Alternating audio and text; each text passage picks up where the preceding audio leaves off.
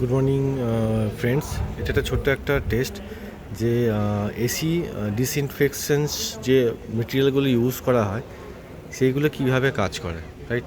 So আমরা একটা যদি এসি বিশেষ করে যে ভেন্টগুলো আছে সেই ভেন্টগুলোকে যদি আমরা ক্লিন করতে যাই, পুরো এসি ড্যাশবোর্ড খুলে করতে গেলে দেয়ার ইজ আ হিউজ আপনার কস্ট ইনভলভমেন্ট হয়ে যায় এই পার্টগুলোকে ইয়ে করতে গেলে। সো হিউজ একটা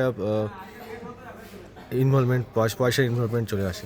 বাট আমরা যদি 6 মান্থ বা 1 ইয়ারের ডিফারেন্সে যদি আমরা ব্যাপারটাকে শর্ট আউট করতে থাকি, কীরকমভাবে শর্ট আউট না, আমরা যে এসি ভেন্টগুলো আছে সেই এসি ভেন্টগুলোকে কিছু মেটেরিয়ালস পাওয়া যায়, অনেক রকমের কোয়ালিটি পাওয়া যায়, বাট কিছু বেস্ট কোয়ালিটি মেটেরিয়ালস দিয়ে যদি আমরা করি তো মোটামুটি অ্যারাউন্ড 800 to 900 রুপিসের মধ্যে পুরো ব্যাপারটা শর্ট আউট হয়ে যায়।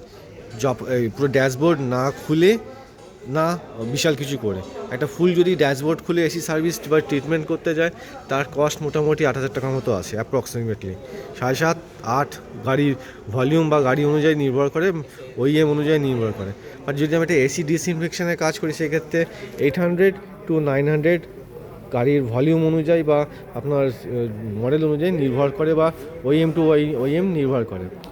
আমি এখানে যে মেটেরিয়ালটা ইউজ করেছি আপনি দেখতে পাচ্ছেন যে এটা কীভাবে কেটে নামাচ্ছে নোংরা, যথেষ্ট ডার্ট অ্যান্ড গ্রিমস হয়ে রয়েছিল।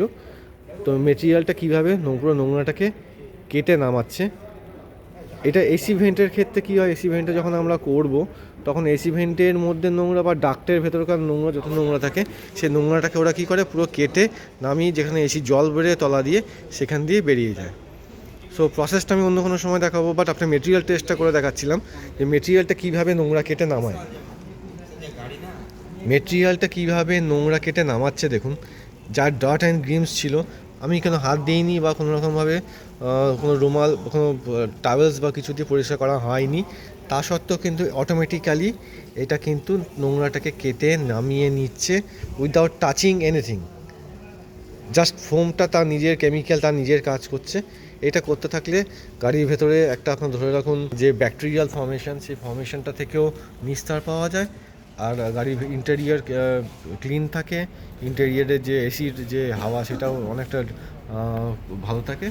So this is the actually benefits. যদি আপনাদের কোথাও মনে হয় থাকে গাড়ি এইভাবে ট্রিট করবেন, so just do it now like this.